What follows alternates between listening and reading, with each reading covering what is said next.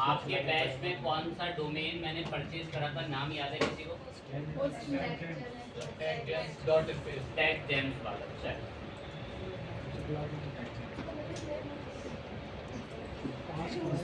अब ध्यान दें एक बात को, ये मैंने नाम कॉपी करा टैग जेम्स डॉट स्पेस। मैं नाम को कहीं भी आगे पेस्ट करके एंटर कर रहा हूँ तो ये ओपन नहीं हो रहा। बट अगर मैं इस नाम के आगे क्या लगाता हूँ तो एंटर दबने पर ये क्या, लेकिन डायरेक्ट ये ओपन। इस ब्लॉगर पर ना डोमेन को www पे इम्प्लिसिट फिट करना पड़ता है वर्ल्ड वाइड वेब इंटरनेट पे। तो उस पर फिट करने के लिए ना एक डिफॉल्ट आईपी चलती है, ये ब्लॉगर के साथ ही और किसी के साथ नहीं है, ध्यान रखना इस बात को। इसके साथ है बस ये, और किसी डोमेन होस्टिंग के साथ नहीं है। तो आपको ना एक छोटी सी चीज करनी पड़ेगी, उसे ध्यान से सुनना।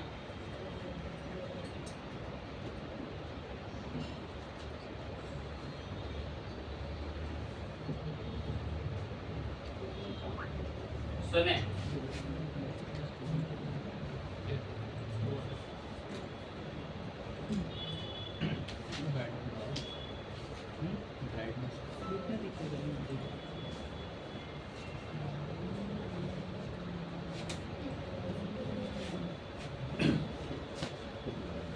ये 4 रिकॉर्ड हैं। ये 4 क्या हैं? ये 4 रिकॉर्ड अपने डोमेन प्रोवाइडर पे जाके बताने पड़ेंगे अगर आप www पहले नहीं लगाना चाह रहे थे। जैसे डायरेक्ट डालें साइट खुल जाए, तो आपको आपके डोमेन प्रोवाइडर के पास ये 4 रिकॉर्ड जाके बताने पड़ेंगे। वो बच्चा कौन है?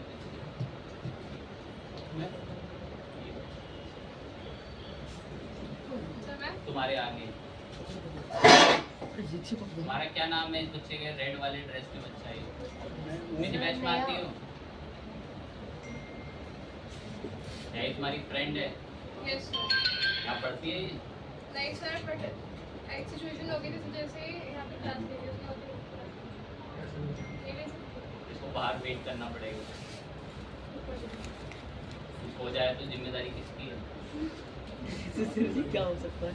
अब उसमें हासिल हो, उसको खरीदा था, ठीक है, खरीदा, वो चल भी गया। और मैंने लास्ट में जब उसे घर भेजते टाइम छुट्टी करी थी तो मैंने बोला था कि थोड़ी देर में ये सिक्योर हो जाएगा और इसके आगे HTTPS आ जाएगा और ये सिक्योर लॉक के साथ दिखेगा। ये सिक्योर भी हो चुका है, चल रहा है। बट दिक्कत ये है कि www नहीं आ रहा। www लाना है तो मैंने आपके सामने अभी डिफॉल्ट 3-4 आपको स्टेटस दिखा। बाहर ही रख लेना चेयर, यहीं बैठ जाना, एक बच्चा है। 4 आपको जो है वो स्टेटस डालने पड़ेंगे। चेयर रख दो वहीं पे है चेयर में रखो। बताओ दूसरे बच्चों को डिस्टर्ब करो, इतना महत्वपूर्ण समय और बात और रही है। तो ये सामने वो 4 स्टेटस हैं। अगर जहां से आपने डोमेन खरीदा है, क्या खरीदा है? डोमेन। उस जगह जाके अगर आप कितने स्टेटस बताएंगे? 4। कोई बच्चा मुझे बता सकता है ये स्टेटस कहाँ से मिलते थे? ब्लॉगर से। जब हम ब्लॉगर में नाम बताते हैं कस्टम डोमेन तो हमें ये मिलता। लेकिन उसके अलावा अगर www पे भेजना है तो कितने स्टेटस हैं? मैं 4 स्टेटस डालूंगा तो उसको जरा सुन लेंगे फटाफट से।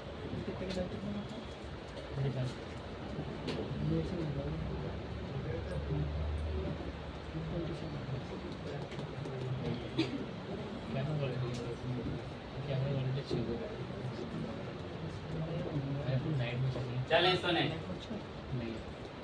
यहाँ पर मेरा डोमेन जो है मैं उस पर आता हूँ। ये रहा टैग जेम्स वाला, मैंने इस पर क्लिक करा। अब नोटिस करो, कमी सुन लें जो बच्चे अभी भी सुन सकते हैं। नाम कॉपी करके पेस्ट कर रहे हैं, खुलता नहीं है। क्या लगाना पड़ रहा है? ये मुझे सही नहीं लगा। तो ये बार बार www लगाना ना पड़े, इसीलिए तो वो IP डालने जा रहा हूँ यहाँ पे। देख लो DNS नेम सर्वर में आना, और डीएनएस नेम सर्वर में आके यहाँ पर एक ऑप्शन मिलता है ऐड रिकॉर्ड का। अब उस रिकॉर्ड में ना उसका टाइप था ए, क्या टाइप था ए, लेकिन आपको याद होगा जब हमने ये तक पेश करे थे इनका टाइप क्या था सी, इसका टाइप क्या है यहाँ पे ए टाइप में नेम यहाँ पर @ रहेगा, .2 में ये आईपी, .2 में क्या आ गई है, बीच में 32 है, क्या है बीच में 32। अभी भी दिक्कत है तो मैं कर लेंगे बड़े लेवल पे बलिदान। देखो मैंने अपने वाले खुद के डोमेन पे ये देखो बता रहे, अब नहीं आएंगे ये टैग जेम्स करके www में बार बार खुला करे, इसलिए मैंने वो आईपी इसमें बता दी, ए के साथ .2 ये पेस्ट करा आईपी, बीच में बस 32 है, बाकी सब सेम, बस 32 ही बदलेगा, दो करके ऐड रिकॉर्ड, एक रिकॉर्ड ऐड हो गया, अगला रिकॉर्ड भी सब कुछ सेम है, बस 32 की जगह क्या कर लिया 32, इसलिए वो 34 ऐड रिकॉर्ड यार सेम है, मैं हाँ कोई नहीं कंफर्म, 2 रिकॉर्ड हो गए, 34 के बाद 36, ये देखें ऐसे यहाँ पर है 36, बाकी सब same add record, and then 36 के बाद लास्ट आपका 38।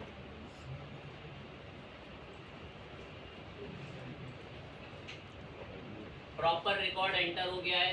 कभी कभार 5 मिनट 2 मिनट 3 मिनट जो भी एक टाइम ड्यूरेशन लगता है उसके अंदर आपका ये डोमेन फर्स्ट क्लास www पे फिट होके एग्जिस्ट होके रेडी हो जाएगा। इन नेम सर्वर में आके देख लेंगे कि बस ये चारों अपडेट हो गए। अपडेट होने के बाद लेता है थोड़ा बहुत टाइम, कभी कभार आपको देखने को मिल जाएगा, या कभी कभार तुरंत भी ले लेता है कि आप डायरेक्ट अभी जैसे विदाउट www के लिख रहे हैं और एंटर कर रहे हैं, देखें ओपन नहीं होता, तो यही एक दिक्कत है। बस ये थोड़ी देर में रिजॉल्व हो जाती है, कभी कभार 10-15 मिनट लग जाते हैं, कभी कभार तुरंत हो जाता है कि आपको बार बार क्या लगाना पड़ रहा था, तो ये उसका सॉल्यूशन है, ये टाइम लेता है। और 2-1 को दिख गया होगा कि जब मैंने उस दिन सेटिंग्स में जाके वो ऑन करा था HTTPS, तो हमारी साइट नॉट सिक्योर नहीं दिखाती, अब ये सिक्योर साइट है HTTPS में आता है, तो बाद में ये ऑन हो जाती है, ठीक है, फाइन बात है। अब बात भी कर लेंगे, 2-1 रूल और भी लिखवा देंगे जो आपको लिखवाने अभी मुझे उनके लिए रेडी रहेंगे।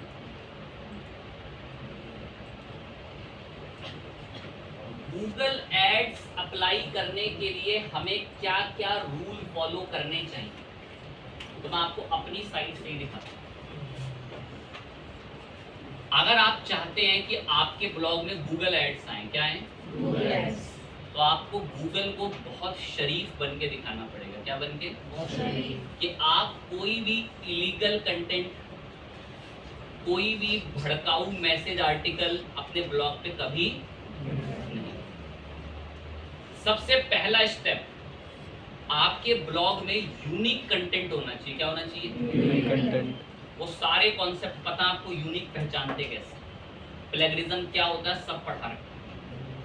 सबसे पहली चीज आपके ब्लॉग में क्या होना चाहिए? Unique content. सेकंड, आपके ब्लॉग में ये 2 पेज होने बहुत जरूरी हैं, एक है प्राइवेसी पॉलिसी और एक क्या है? डिस्क्लेमर। सर इनका क्या मतलब होता होगा? सुनिए, प्राइवेसी पॉलिसी में जनरेटेड मैसेज मिलता है। क्या मिलता है? आई होप आपने ये पढ़ा था। सर ने आपको बताया होगा उस दिन की टूल्स आते हैं, उससे भी लिखवा सकते हैं, ChatGPT से भी लिखवा सकते हैं, देखा होगा प्राइवेसी पॉलिसी का। ठीक है, वेरी गुड, बिल्कुल सही है। तो ऐसे ही ये मैसेज लिखा जाता है प्राइवेसी पॉलिसी का। अब मैं, चलो आप बोला है तो मैं तो हाथ से लिख दूंगा, अभी उसको भी एक बार देखना है कि जो मैं कैसे लिख रहा हूँ वो भी एक तरीका है लिखने का जो भी काफी मशहूर है। पहला रूल हो गया high quality unique content, high quality unique content. Second, ये 2 पेज होने बहुत जरूरी हैं, प्राइवेसी पॉलिसी और डिस्क्लेमर। मैं प्राइवेसी पॉलिसी का पेज बनाना आपको एक ट्रिक से सिखा देता हूं, सुन लेना, ये सबसे मशहूर है, मैंने भी यहीं से बना रखा।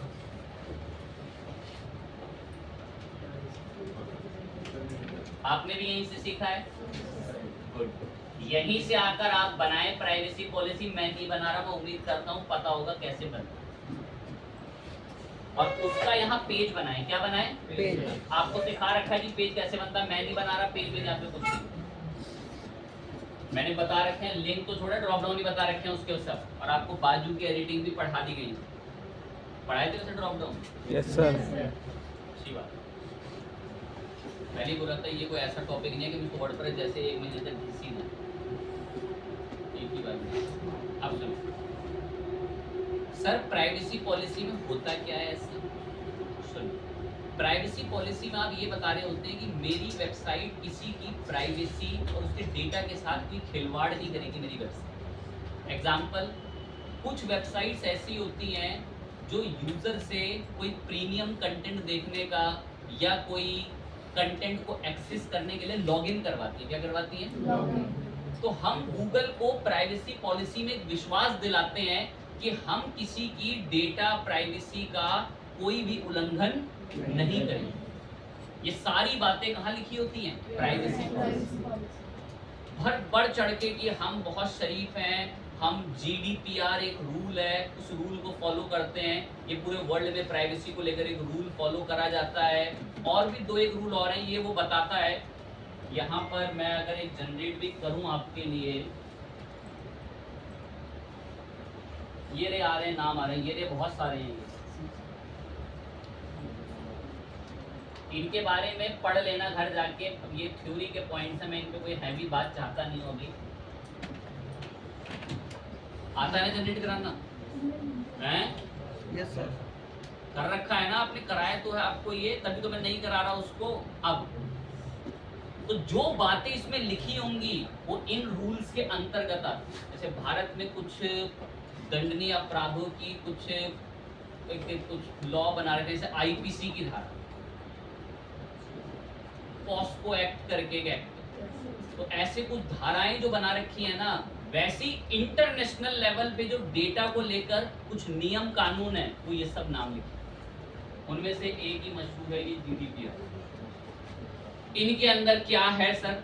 रिसर्च कर लें, पढ़ लें। किसी में है कि आप किसी का डेटा ना चुराएं, किसी के आपने अगर वेबसाइट पे लॉगिन करा लिया तो उसकी इंफॉर्मेशन को बेच नहीं रहे, ऐसा ना करें। इन सारे रूल के लिए एक तरीके से आप बता रहे हैं प्राइवेसी पॉलिसी पे। तो ये गूगल को ना बहुत पसंद है कि कोई उसके यूजर का डेटा वगैरह नहीं चुरा रहा। और भी प्राइवेसी पॉलिसी में एक दो बातें लिखी जाती हैं, बोलता हूँ। अगर आपने किसी की कोई इमेज यूज करी, क्या यूज करी, तो आप उसके कहने पर उसको 24 घंटे में हटा देंगे। ये सारी बातें भी लिखी होती है प्राइवेसी पॉलिसी कहीं, क्योंकि आपने देखा होगा जनरेट में तो बहुत सारी बातें लिखी हुई आती है ना। वैसे पूरा एक पेज भर के बातें आती है प्राइवेसी पॉलिसी में लिखवाने में, तो यही बातें होती हैं कि हम किसी के डेटा वगैरह का मिसयूज नहीं करें। तो एक लाइन सुन लें, हम इस पे इसलिए बात कर रहे हैं क्योंकि गूगल एडसेंस कहता है कि आपकी साइट में इसका एक पेज होना चाहिए कि आपकी साइट के क्या नियम कानून हैं, क्या आप डेटा तो चोरी नहीं करते, क्या अब कुछ बच्चे क्या हो जाएगा डेटा चोरी करके, कहाँ इसमें क्या गौर की बात। तो सुने, एक प्लेटफॉर्म है कैनवा। कैनवा में अगर कोई अच्छे डिजाइन चाहिए, कुछ काम करना है, तो वहाँ लॉगिन करना पड़ेगा, नाम मांगेगा, ईमेल मांगेगा, गुस्सा आ गया तो कांटेक्ट भी मांगेगा। ठीक, सोचो कैनवा को किसी कंपनी ने लालच दिया, बंडल दिखा के लाओ डेटा दे दो, और वो आज सबका डेटा जाके उस कंपनी को बेच दिया। The realistic situation. कैनवा ने कई, अब वो कह रहा है कि लीक हो गया, लीक तो नहीं होगा, या तो हो गया हो या तो बेच दिया हो। तो इसीलिए गूगल वहाँ प्राइवेसी पॉलिसी बोलता है कि डालें बेसिकली, क्योंकि कुछ को लग रहा हो डेटा की क्या वैल्यू, क्या इंपॉर्टेंस। आगे बढ़ रहे हैं, तो हमें प्राइवेसी पॉलिसी और डिस्क्लेमर में ये दोनों चीजें बतानी है। डिस्क्लेमर कैसी जनरेट हो, अबाउट अस में अपने बारे में बताएं कि वेबसाइट का ओनर कौन है, वेबसाइट के ओनर ने कब ये सारा काम शुरू करा, ये वेबसाइट, ये ब्लॉग किस चीज के बारे में, ये लिखें। ये गूगल एडसेंस को पसंद है। नहीं लिखेंगे वो जल्दी अप्रूव नहीं करेगा। तो गूगल एडसेंस अगर आपको चाहिए अपने ब्लॉग में तो आप अबाउट अस लिखें। इसमें कॉन्टेक्ट अस का कोई फॉर्म नहीं आता। क्या नहीं आता? वहां आपको सिंपल ये लाइन लिखनी पड़ेगी जैसे मैंने लिख रखी है कि अगर आपको कोई क्वेरी है एडवर्टीजमेंट से रिलेटेड या किसी साइट में किसी चीज़ के इशू से रिलेटेड तो आप इस मेल पे कम्युनिकेट कर सकते हैं। यहाँ कोई फॉर्म आपको नहीं। क्यों? ये कौन सी जगह है? हम वर्डप्रेस पढ़ चुके हैं, वर्डप्रेस से कई गुना एडवांस, तो इसके अंदर लिमिटेड सुविधा मिलती है। प्राइवेसी पॉलिसी, ये सारा प्राइवेसी पॉलिसी का कंटेंट लिखा हुआ देखें। यहाँ सब डिस्क्लेमर लिखा हुआ है साहेब, ये सब पूरा भरा पड़ा डिस्क्लेमर।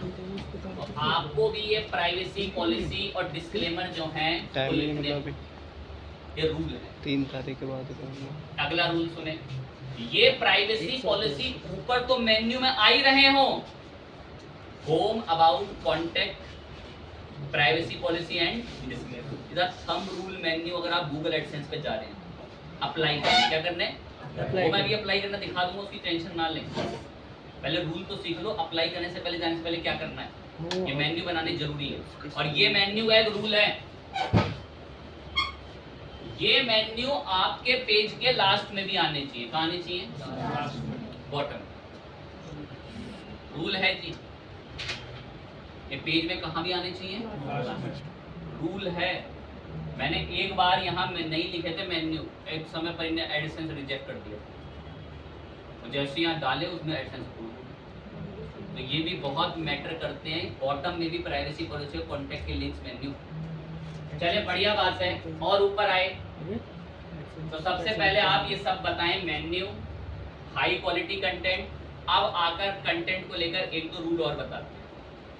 आपके कंटेंट में कोई भी अनऑथराइज्ड और इलीगल वर्ड इस्तेमाल ना हो, क्योंकि गूगल की एल्गोरिथम ना आपके कंटेंट को स्कैन करेंगे और वहां अगर उसको मिला कोई ऐसा शब्द, ब्लड, कैंसर, किलिंग, मर्डर, ऐसे वर्ड मिले, आपके ब्लॉग को ही बैकलिस्टेड कर देगा, कभी अप्रूव नहीं करेगा। कहेगा कि आप इलीगल चीजें लिख रहे हैं, इलीगल चीजें इस्तेमाल कर रहे हैं ब्लॉग में, इसलिए हमने अपने प्राइवेसी रूल के मुताबिक आपके ब्लॉग को रिजेक्ट कर दिया। किसके लिए? Google AdSense. किसके लिए? Google AdSense. जिनको टॉपिक ही नहीं लिखते तो उनको पता नहीं चला किसके, वही गूगल एडसेंस के लिए पढ़ रहे हैं। मेन्यू होने जरूरी है, हाई क्वालिटी कंटेंट होना जरूरी है, अच्छे से नेविगेशन मेन्यूज बने हों, ये सारी चीजें होनी बहुत जरूरी है। और कोई भी आर्टिकल है उसमें, मैंने कुछ बच्चों को ऐसे आर्टिकल लिखते हुए देखा, जैसे मैंने अपने आर्टिकल में क्लिक करा, ये आर्टिकल देखे हम पूरा, अभी नीचे तक मैं स्क्रॉल करूंगा, सॉफ्टवेयर इंजीनियरिंग को लेके नीचे स्क्रॉल करा, इस आर्टिकल में आपको एक भी जगह मेरी मर्जी से ऐसे ही मुंह उठा के भूरा कलर, पीला colour, pink colour, red colour, कोई भी रैंडम ऐसी घुमा घुमा के कोई कलर यूज नहीं करता। Focus on clear visibility. हमारा बच्चा पीला, हरा कलर, ऐसा कचरा डाल देता है, एल्गोरिथम उसके ब्लॉग को तुरंत रिजेक्ट मारती है। आपने कितने आर्टिकल देख लिए जिसमें भूरे कलर लिखे हुए हैं? गूगल पे कुछ सर्च करके देखें कि ये रेसिपी खाने की कैसे बनती है, आधा भूरे में, आधा हरे में, आधा पीले, ऐसे लिखे। नो, बिल्कुल कोई सेंस नहीं है। और मैं बच्चे का आर्टिकल देखूं, यही कर रखा है। तो इसको अवॉइड करा करें, ये एल्गोरिथम देखती है जब आप गूगल एडसेंस पे जाते हो। गूगल 2 हफ्ते, 12 दिन, 15 दिन का टाइम मांगता है आपसे कि मैं आपके ब्लॉग का एनालिसिस करूं।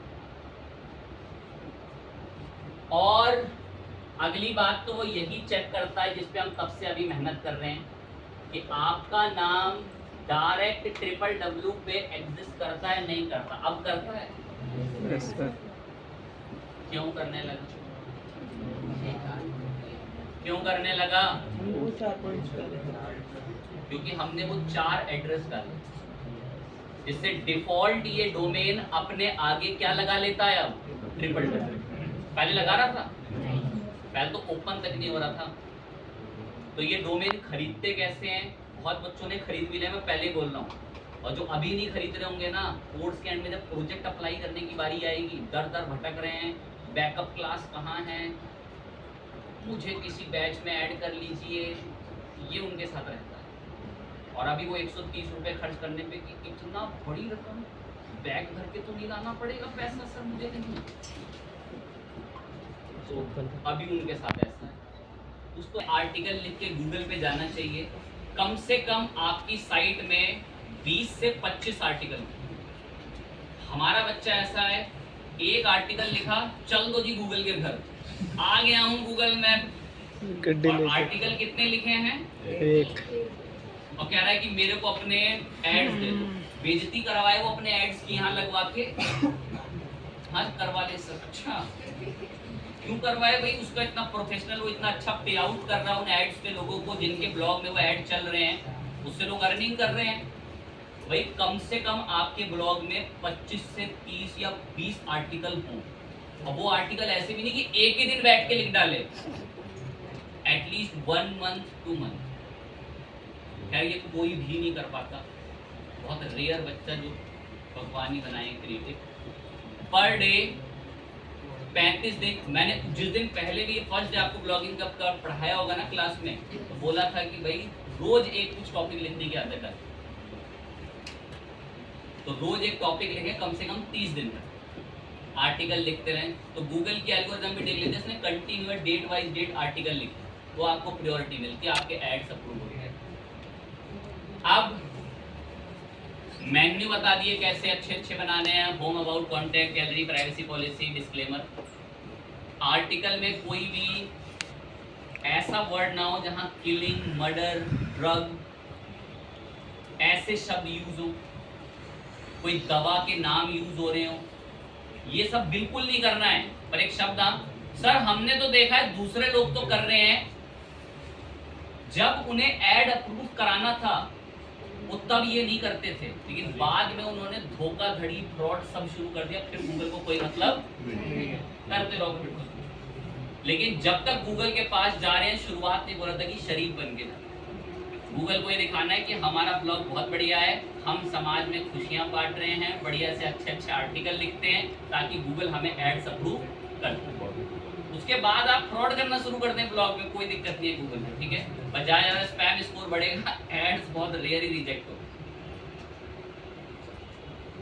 मैं इस वेबसाइट को लेके अब गूगल के घर जाऊंगा एडसेंस पे, इसे अप्लाई कैसे करते हैं। हो तो ये रिजेक्ट जाएगी क्योंकि इसमें कोई फुलफिल कंटेंट ही नहीं है। 2 हफ्ते का टाइम मांगता है वो एटलीस्ट, फिर आपको वो बता। रूल में आपको, अगर मैंने कोई स्किप भी कर दिया हो तो मैं यहाँ से पढ़ के एक तो बता दूँ। सबसे पहला तो आपको खुद ही दिख रहा है जो आप लिख रहे थे, कौन सा रूल है सबसे पहला? उम्मीद है आप जानते हैं, सब लिखा हुआ हाई क्वालिटी कंटेंट, आप भी जानिए जो हाई क्वालिटी का है, मीनिंगफुल होना चाहिए, easy to understand, easy to readable, limited word in sentence. इस सेंटेंस ही इतना बड़ा है कि यहाँ से लेकर नीचे तक सेंटेंस ही चल रहा है, उसको पढ़ने में दिक्कत आएगी ना। या तो जब हम एसईओ के लिए काम करते हैं तो लिखते हैं ना, use limited word in sentence, ये पहला रूल है। अगला रूल देखो जो मैं तब से अभी बोल रहा था, हेडिंग देखो, क्रिएट करना है कौन सा पेज? Privacy policy. उम्मीद है कि आप इसके बारे में जान चुके थे। फिर कौन सा पेज क्रिएट करना है? About page. आप अपने ब्लॉग की तारीफ करें। फिर कौन सा ब्लॉग? पेज कॉन्टेक्ट, ईमेल वगैरह बताएं। अच्छे से नेविगेशन बने हो, क्या बने हो? जिनमें क्लियर गूगल को दिखे ये नाम, privacy policy, about, contact us, gallery. देखो गूगल बस ये रूल पता है क्यों फॉलो करा रहा है, ताकि उसके यूजर के साथ, उसके डेटा के साथ कोई खिलवाड़ ना, तभी वो ये सारे रूल कहता है कि कोई अपनी वेबसाइट में डाले। क्या लिखा हुआ है? Good number of post. क्या मतलब होगा इसका? Good number of post. अच्छी खासी क्या लिख के रखें? पोस्ट। Doesn't matter. बट यहाँ बोला गया है, मैंने अब जो अपने अकॉर्डिंग एक एक्सपीरियंस है कि तकरीबन एटलीस्ट कितनी पोस्ट हो? 20। और अच्छी खासी पोस्ट की लेंथ हो कितने से ऊपर? 600 प्लस। भाई अगर आप 600-700 वर्ड से कम लिख रहे हो ना, तो लिखो ही मत, गूगल उसको जल्दी पसंद नहीं करता। आर्टिकल बड़ा अच्छा गूगल को बहुत पसंद है। ये कुछ रूल्स हैं।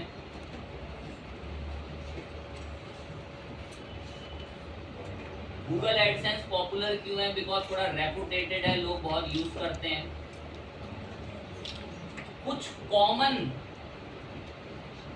कॉमन चीजें जिनसे ज्यादातर लोगों का एडसेंस अकाउंट क्या हो जाता है, इसीलिए क्या लिखा है नंबर 1 पे? Insufficient content.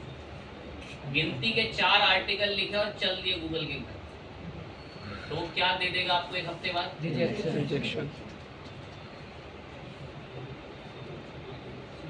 या तो पेज का टाइप या ब्लॉग का डिजाइन बड़ा अटपटा है तो भी एरर आ सकता है, या फिर प्राइवेसी पॉलिसी पेज नहीं बनाया, अबाउट नहीं बनाया, क्या नहीं बनाया, साइट एडसेंस की पॉलिसी फॉलो अभी तो बताया कैसे नहीं कर रही। ड्रग वर्ड यूज कर रहे हैं उसमें, किलिंग वर्ड यूज कर रहे हैं उसमें। गूगल के एल्गोरिथम तो बोलेंगे तो लग रहा है कुछ गैर कानूनी चीजें बता रहा है इसमें, वो क्यों अपने ऐड डाले आपकी साइट में? उसकी खुद की बदनामी होगी वहां पे। अब एक होस्टेड अकाउंट होते हैं, खैर ये तो यूट्यूब चैनल वीडियो वगैरह पर डिपेंड करते हैं, बट अब हम चल रहे हैं एडसेंस के घर। ध्यान बिल्कुल स्क्रीन पर हो। ये रहा हमारा ब्लॉग, थक जाते भाई। ये रहा हमारा ब्लॉग, और ये हम चले गूगल एडसेंस पे अप्लाई करने। देखो कैसे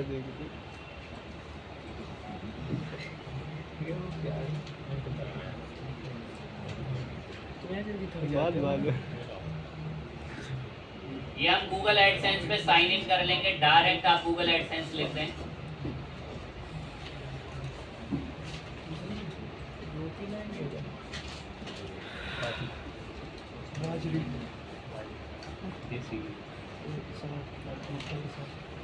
ये शब्द मैंने पता नहीं बोला था नहीं बोला था,